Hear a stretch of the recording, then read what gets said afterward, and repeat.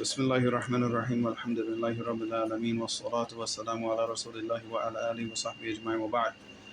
So we're on page 93 from the Believer's Handbook for Seeking Knowledge. Wait, you don't have a book? It should be over there. Huh? Alright, so we're continuing from page 93 at the top of the page. Alright, where it says during the tabir phase. Alright, so we talked about the phase of a tabir, and of course a tabir means that you're learning conversational Arabic.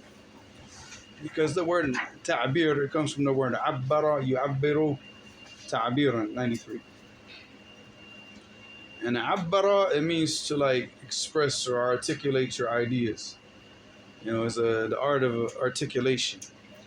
And ta'bir is your ability to express your ideas in words. Al-fasaha, oh, that's my book here. Al-fasaha is just the eloquence of speech. That your speech is correct.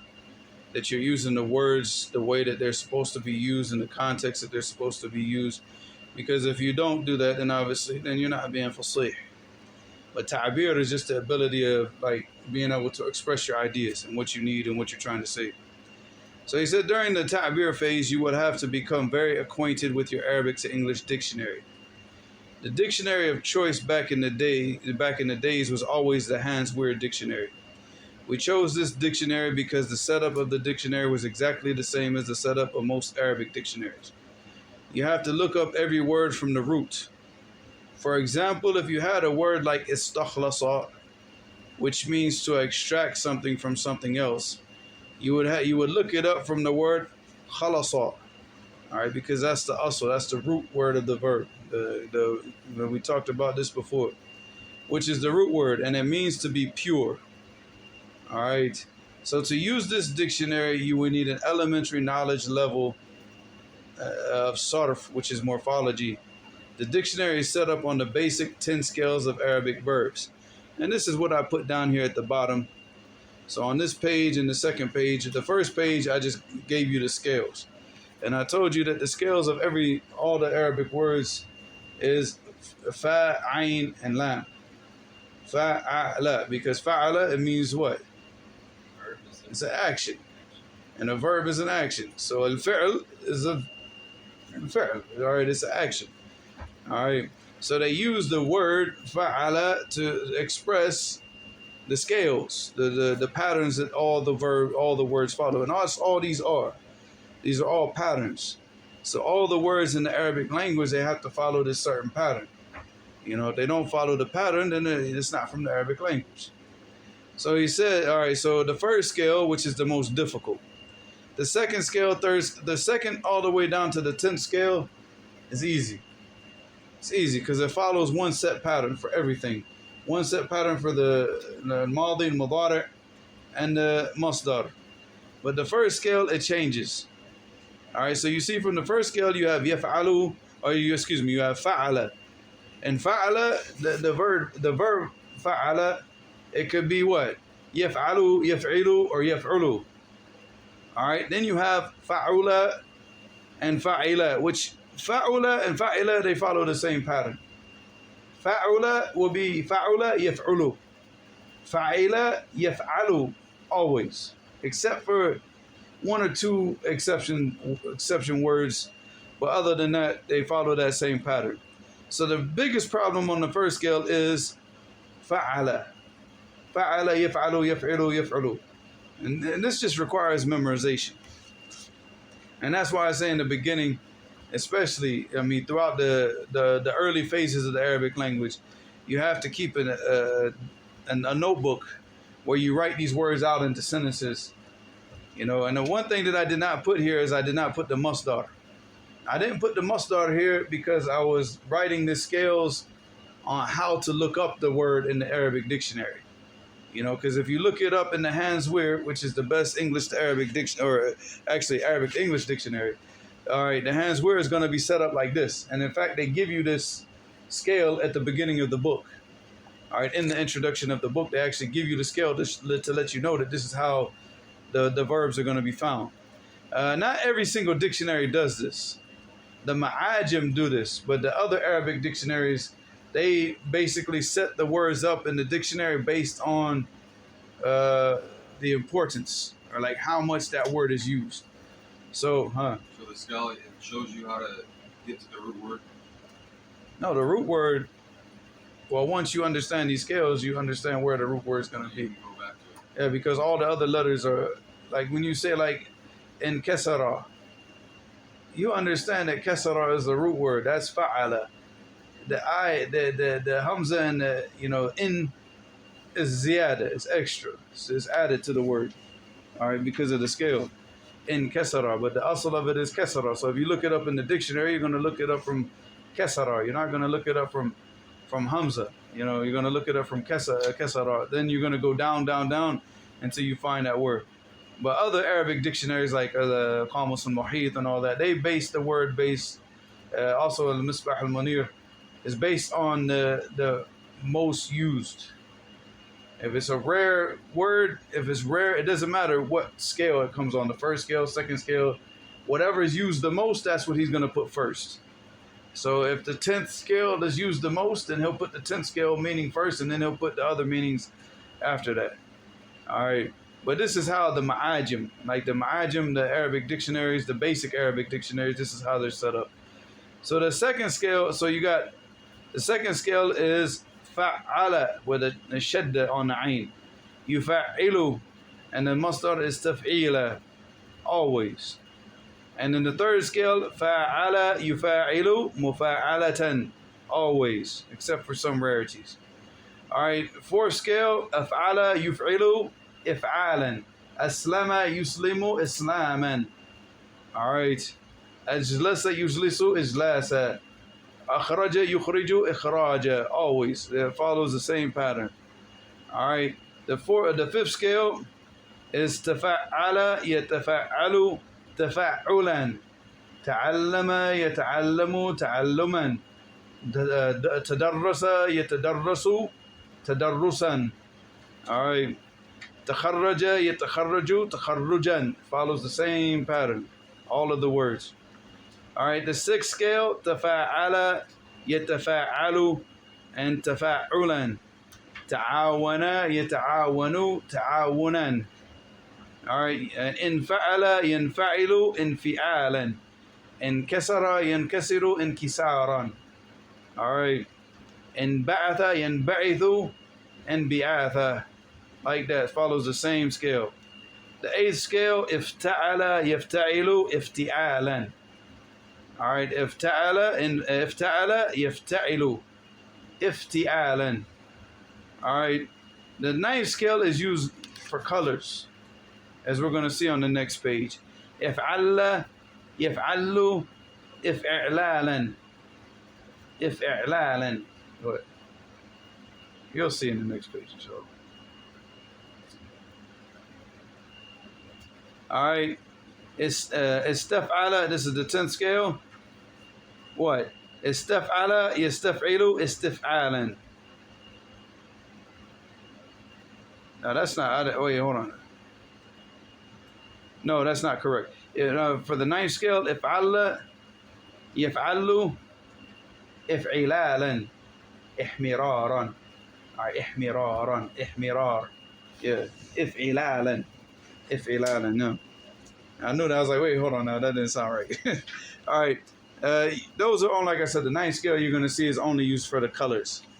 And like you say, like, for example, iswadda, yaswaddu, iswidadan. I mean, it becomes black. All right. Ibyadda. All right. Ibyadda. It means what? It becomes white. All right. Ihmarra, yahmarru, ihmiraran. All right. It means it becomes red. So that's only, it's used for the colors. All right, so on the next page, 94, there are more than these 10. And if you study the books of Sarf, you'll see there's more than 10. But these are the main skills that you need to know as a beginner. All right, there are more than these 10, but these are the ones you need to focus on right now. You can get the other few later on, inshallah. An example of these patterns with that's a mistake in the print.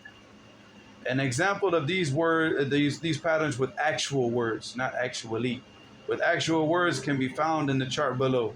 So we have the first scale, sakata yaskutu, daraba yadribu, dhahaba yadhabu. So the whole point was to show what? Fa'ala yaf'ulu yaf'ilu yaf'alu. So sakata yaskutu. All right.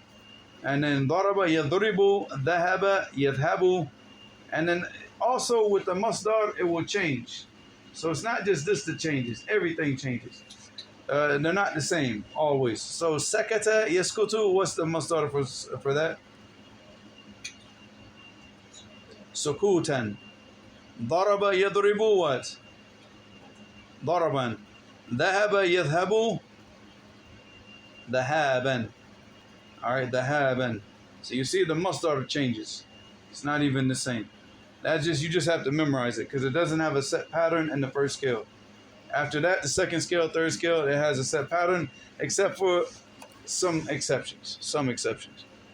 All right, the second scale. All right, well, not the still we're still on the first scale. Karuma yakrumu what? Huh? Karaman, karamatan. Sometimes it can have 3 or 4 different masadir. 3 or 4 different ones. Sa'ida yas'adu what? Sa'udan. So you say sakata Ahmadu حينما تكلم المدرس. سكت أحمد حينما تكلم المدرس. What does that mean? Sakata, what does it mean? To remain silent. So sakata Ahmadu, Ahmed was silent. حينما, when تكلم المدرس, when the teacher was speaking. When the teacher spoke, Ahmed remained silent. ضرب سيف أخاه. ضرب سيف أخاه. Alright, ضرب means what? Saif's not helping you with these. This is all you three. I should know that because it's in our list of verbs we're supposed to have right now. I forgot.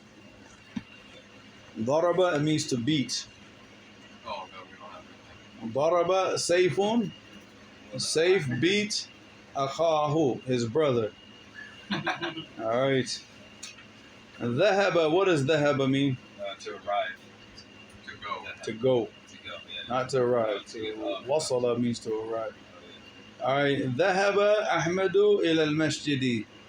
What? Easy. Oh, I was translating wrong. Because I was saying like arriving to the masjid. That's how I was Not to go. Yeah. And you like karoma is karoma, it means what? To become Kareem. So if he's Kareem, karoma Ahmed. You can't really put that into a sentence. You just have to kind of memorize. I mean, Sa'ida what? Not huh? No, that's akrama. Yukrimu, ikraman. But that's akrama, that's not karama. Karama means just to be kareem.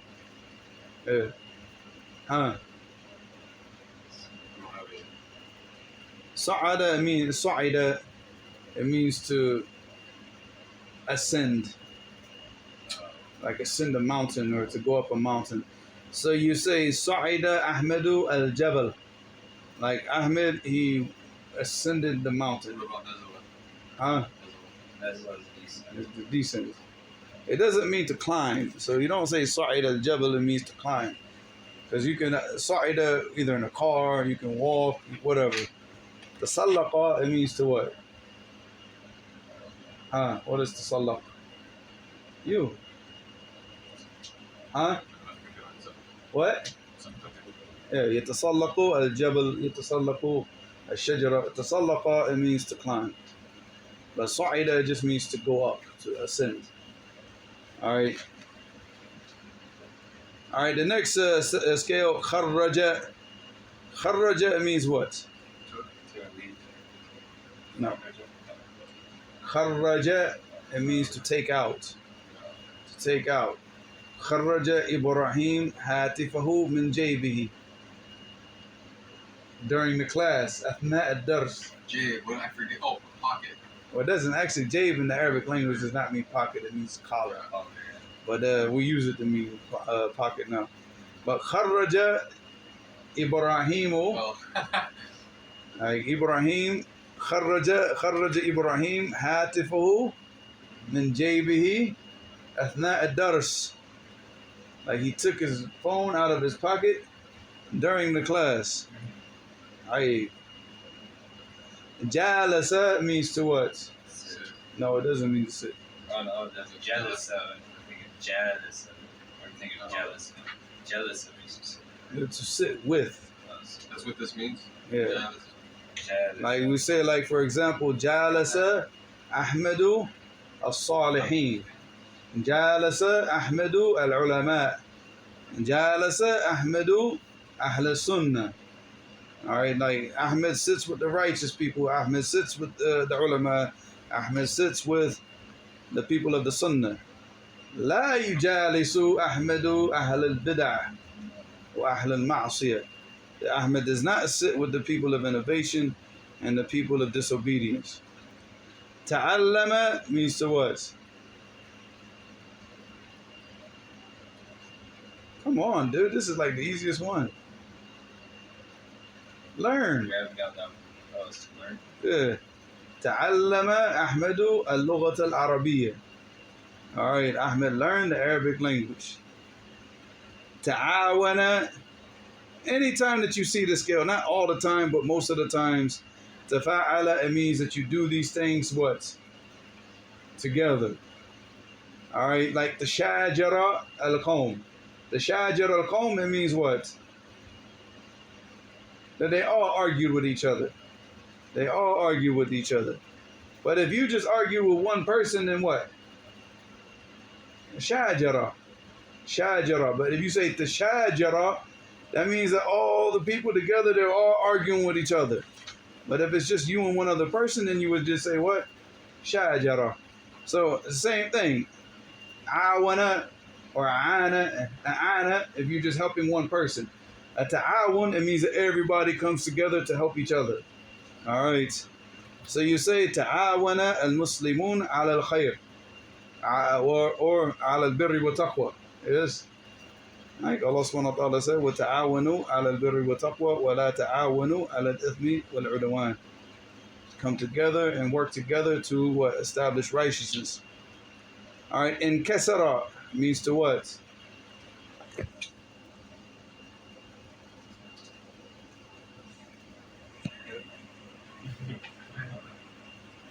It means to break.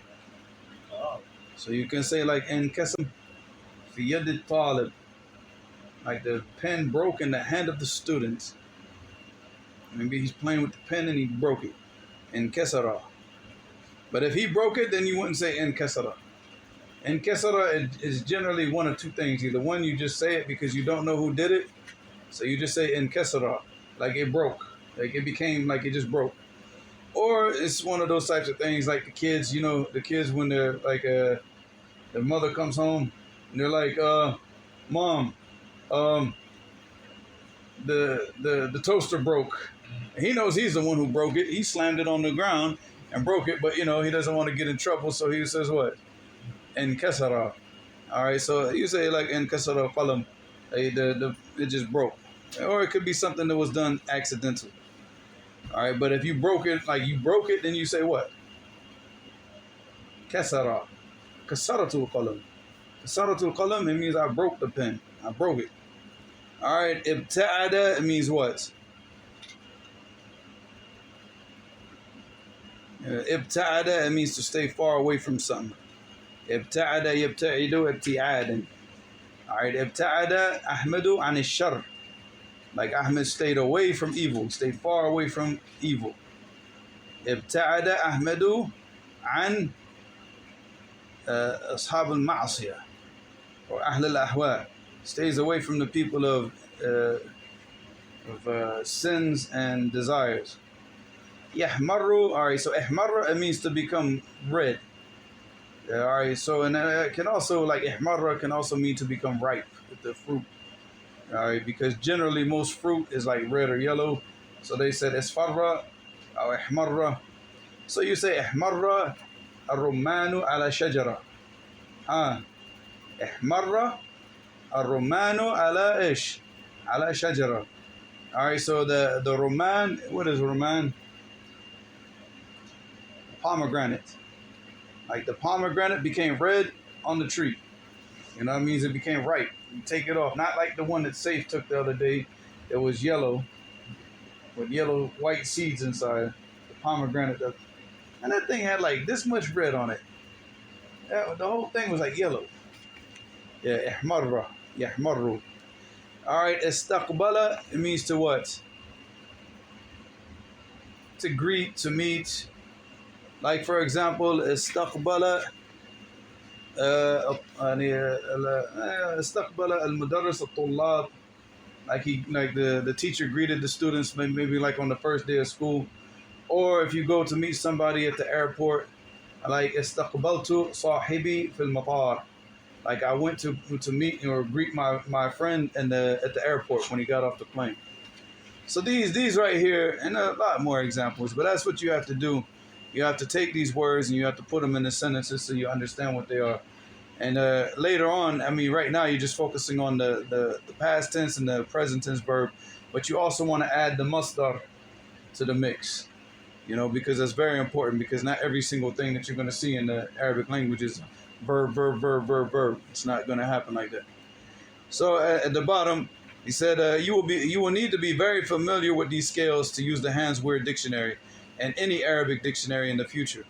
That is why I do not advise the people to use any other dictionary. All right, you know, back in the days, we only had the Hands Weird. And then they came out with the Morid. And what the Morid was trying to do is the Morid was like you could just look up the word. Then they made some of these other dictionaries where you look up the word in English and it gives you the word in Arabic. That's not going to help you in your learning of the Arabic language. Because again, you're not going to know how to use an Arabic dictionary. The Hands Weird, it teaches you how to actually use an Arabic dictionary, but it just gives you the definitions in English. All those other dictionaries should be avoided. I mean, you can use them as like a second wife type thing, but not as the main, you know, the main thing, you know. Like if you have like your main source of income and then you have these little side jobs. So you have like Molded as a side job, or these other things as like the side things, right? But not your main focus, not your main one. The main one has to be the Hands Weird.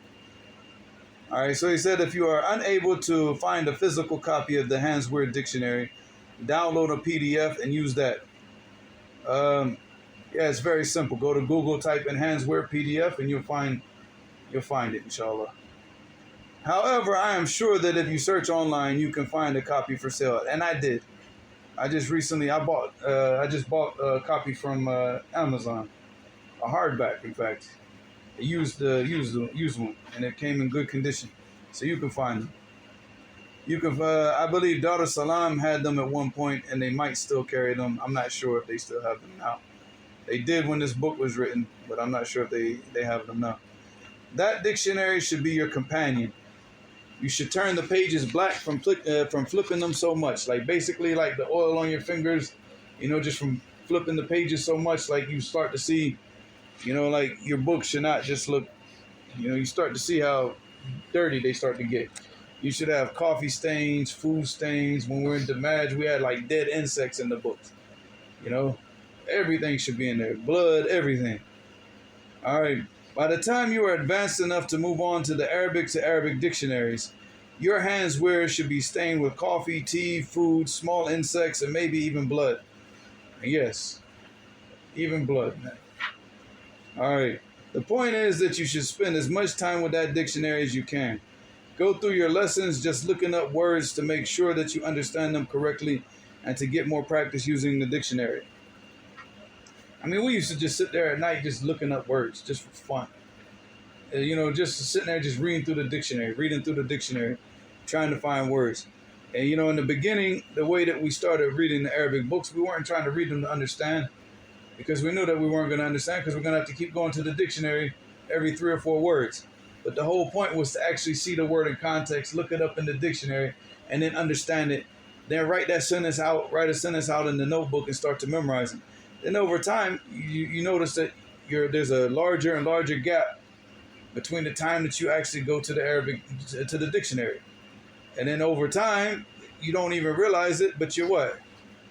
You're not even going to the dictionary anymore. Or maybe you go for like 1 word or 2 words. Huh?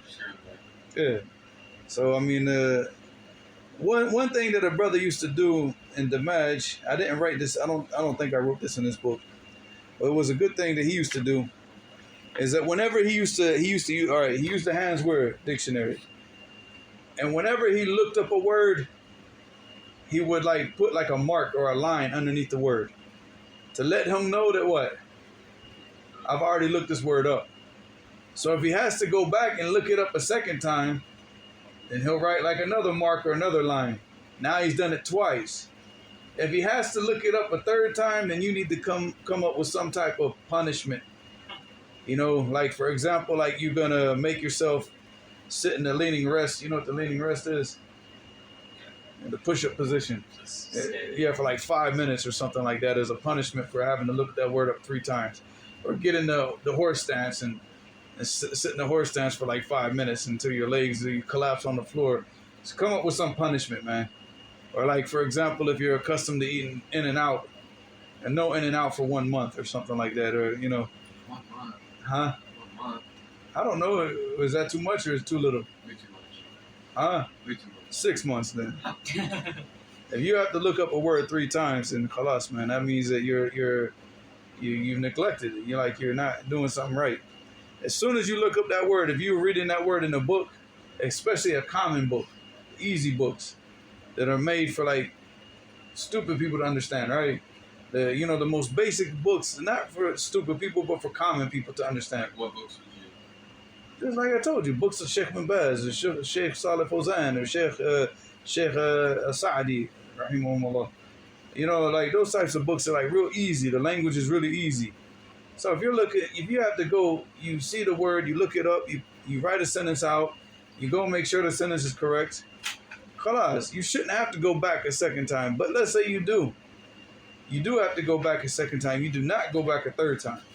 There are going to be words.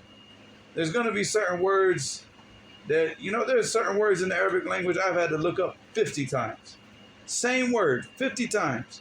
Because it just will not stick. You're going to have words like that.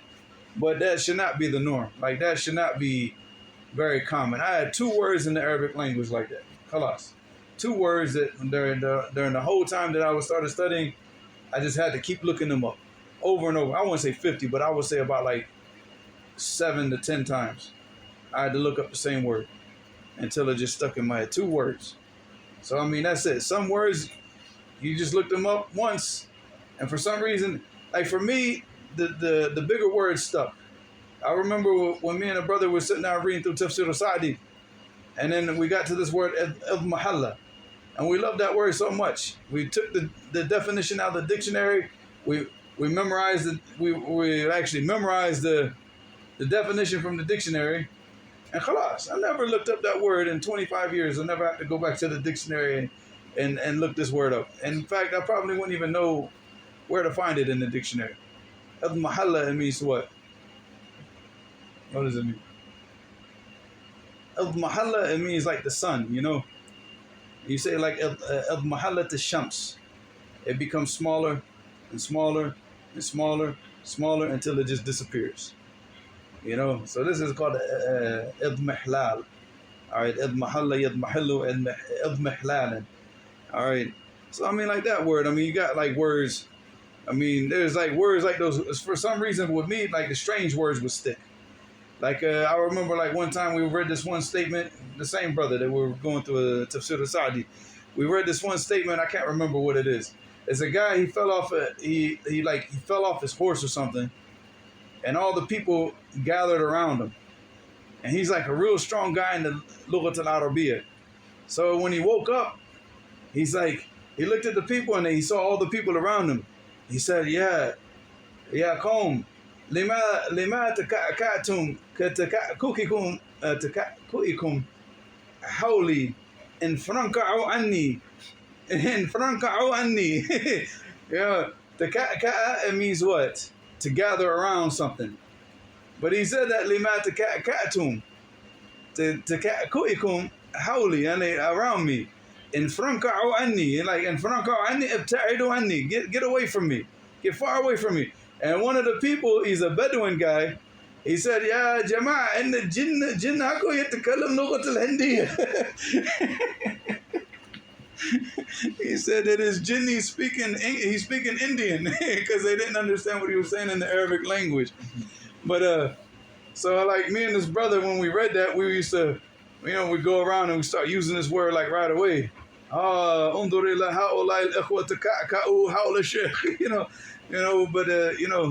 have to use the language, man. Make it fun, akhi, enjoy it.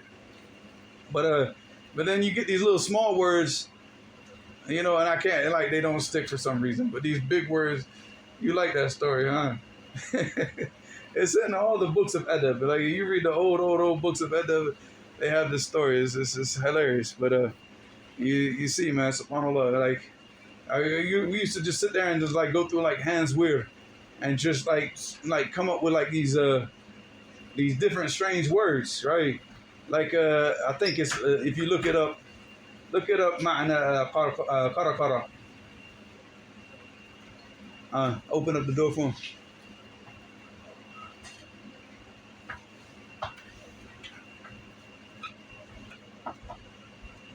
Where are you going? Oh yeah. But I believe it's qara. He's gonna look it up, but it's like a word that nobody uses anymore. Like nobody, like we only used it back in those days. Qara is like your stomach when it makes that grumbling sound because you're hungry.